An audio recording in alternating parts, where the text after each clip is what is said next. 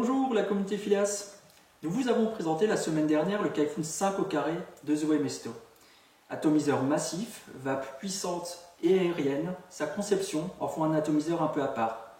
Un peu à part dans la famille Kaifun s'entend. Effectivement, les adorateurs du Kaifun original réclament à corps et à cri, car ce n'est pas un peu plus, un véritable atomiseur MTL.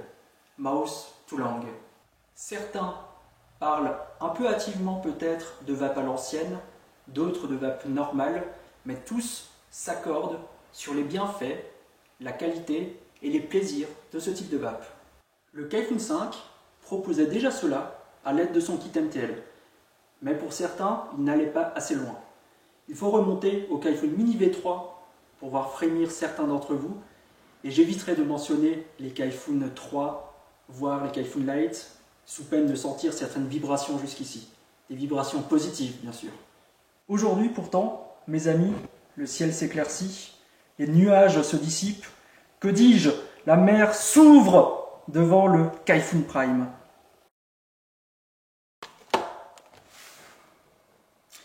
C'est un peu fébrile que nous nous approchons de la boîte.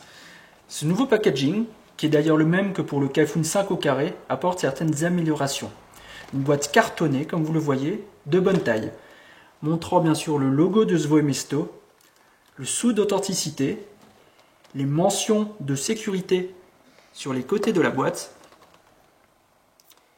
et au dos, nous retrouvons les coordonnées du fabricant et le fameux slogan « Designed in Russia, Made in Germany », la marque de fabrique bien connue des experts. Sortons le contenu de cette boîte. Une protection tout d'abord, toujours la bienvenue. Une notice générale en plusieurs langues, dont le français. Et enfin le contenu à proprement parler. Un sachet de spares, beaucoup de joints et de vis, à tout hasard. Un tank en quartz de rechange, on n'est jamais assez prudent. Et l'atomiseur, donc le Kaifun Prime. C'est complet, c'est propre. Le packaging a fait un réel bond en avant. Depuis le Kaifun Mini V3, Zoé Mesto semble avoir trouvé le design qui leur correspond le plus. Repris par plusieurs atomiseurs depuis ce dernier, en tailles différentes, il est aujourd'hui reconnaissable au premier coup d'œil. Preuve que le nom Kaifun véhicule aujourd'hui une image forte. Extérieurement, on pourrait très bien confondre le Kaifun Prime, ici et ici, avec tank en quartz ou métal, avec le Kaifun 5, celui-là. Même ligne élégante, même éclat des matériaux utilisés. Mais la hauteur est revue, 45 mm,5 sans drip tip, pour un diamètre classique de 22 mm. La contenance va varier de 2 à 2,5 ml selon le tank choisi. Celui en métal acceptera un peu plus. Cela paraît faible, mais on verra, ce n'est pas réellement le cas à l'utilisation. Notons, comme souvent, la finesse des gravures ou des marquages, par exemple sur la base de l'atomiseur et en dessous. On ne peut pas s'attendre à quelque chose de moyen avec Zoé Mesto. Voici le Kaifun Prime démonté. Il est constitué de relativement peu de pièces, mais toutes très travaillées. La qualité de l'usinage, quasi parfaite, saute aux yeux. Prenons par exemple la cloche, qui refermera la chambre d'atomisation. C'est vraiment d'une très grande précision. On reparlera du plateau un petit peu plus tard, mais on voit sans mal la qualité sur les pas de vis, le découpage, toutes les pièces imbriquées à la perfection. C'est un des points d'ailleurs qui différencie réellement les atomiseurs high-end de la production plus massive. Les pas de vis sont fins et robustes, les joints vont être nickel, les matériaux soigneusement sélectionnés.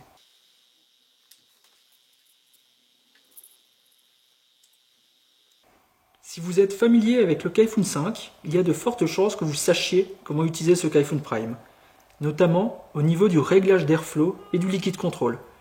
Pour l'airflow, il s'agit de soulever la bague faisant office de base, ici,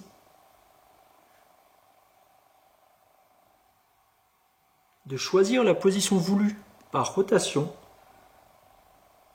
Là, je vais aller sur la position 1 et de refermer. Facile et vite fait. Au niveau du réglage à proprement parler, ça devient carrément génial. Je vous ai indiqué que l'atomiseur faisait dans le genre MTL, et effectivement, nous trouvons 6 positions différentes. 6 positions entre 1 et 2 mm. Cela donne 1 mm pour l'airflow en position 1, puis 1,2, 1,4, 1,6, 1,8 et finalement 2 mm pour la position 6. À chaque fois, comme je vous l'ai montré, simplement, en pivotant la bague et en la remettant en place. Évidemment, la sortie d'air sur le plateau est en adéquation avec ce qui est proposé. Si vous vapez en MTL, toute la gamme de ce qui peut vous plaire est atteignable. D'une précision toute diabolique. Le liquid control, quant à lui, se fait par rotation du tank. Quand nous vissons le tank complètement, il est en position fermée. C'est ce qu'on fera par exemple lorsque nous voudrons remplir l'atomiseur. Nous verrons ça après. Si l'on continue la rotation, le tank va s'ouvrir.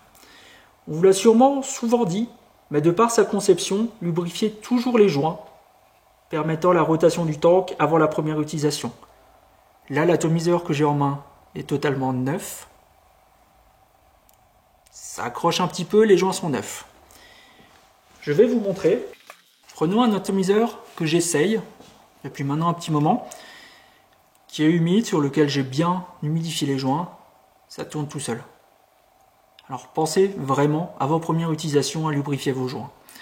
Ensuite, au niveau du réglage en lui-même, donc là c'est fermé, je vais tourner. Je fais généralement 2 tours, 3 tours, selon la viscosité de mon liquide. Si on continue à dévisser, bien sûr, le tank s'ouvrira. Voici le plateau de montage. On ne vous a pas menti, il s'agit bien du nouveau Kaifun. Ça se voit tout de suite.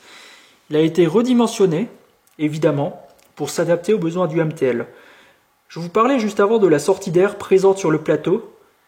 Donc ici, vous remarquerez que celle-ci est oblongue, pour distribuer le flux d'air sur toute la longueur de votre coil.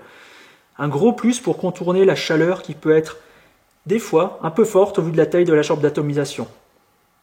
En passant, ce sera d'ailleurs très chouette pour le rendu des saveurs. Les coils s'attachent de part et d'autre, donc à l'aide de vis cruciformes. Il y en a d'autres dans les spares, et le système de guidage du résistif sur les côtés, comme sur le Kaifun 5 qui avait introduit cette idée, est encore là.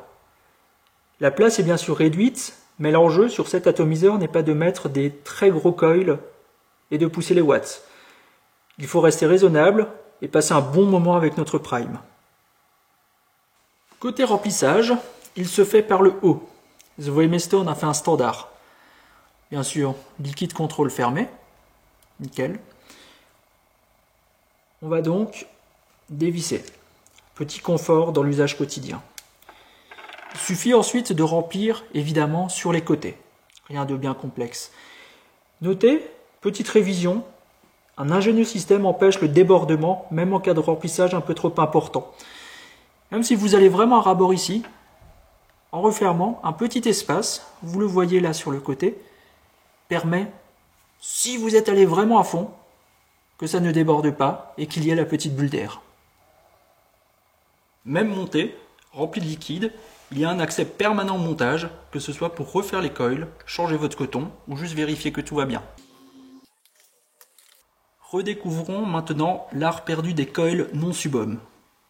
Je rigole un peu parce qu'on pourra bien sûr faire des coils sub-ohm quand même, mais plus sérieusement, les coils sur axe de 2,5 mm passeront très bien, avec 5 à 7 tours selon le type de résistif. Là, pour la vidéo, j'ai choisi de le faire en InnoWire sur un axe de 2,5 donc. Nous arrivons à une résistance de 0,7 environ. Je le fais chauffer un petit peu pour vous montrer. Allez-y bien sûr tout doucement de votre côté. Comme à la grande époque des Kaifun, le coil est à placer bien 2 mm au-dessus de l'arrivée d'air. Cela permettra de bénéficier d'un rendu de saveur optimal. Niveau cotonnage, rien de bien sorcier. On peut y aller assez franchement. Voilà, que ça accroche un peu, mais pas trop. Élagons un tout petit peu tout ça. Comme souvent sur les Kaifun modernes, vous ne serez pas pénalisé si vous en mettez un peu trop ou un peu pas assez. Le Kaifun Prime est très facile à vivre à ce niveau-là. Il suffit d'insérer le coton sur le côté. Ne le tassez pas trop fort, évidemment. Je vous en touche un mot de suite, mais 2 petites surprises devraient très vite arriver. Des options. D'une part, un tank alliant acier et ultème qui vont conférer un look hors du commun et ultra sportif à notre atomiseur. D'autre part, ce petit adaptateur, se logeant sur la cheminée, il permet d'utiliser le tank quartz du Kaifun 5 afin d'augmenter la contenance. Du tout bon au besoin.